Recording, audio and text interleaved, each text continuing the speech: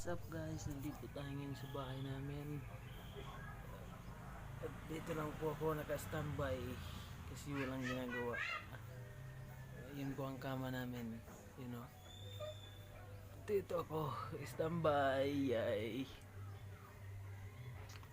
Taas ng ngipin ka?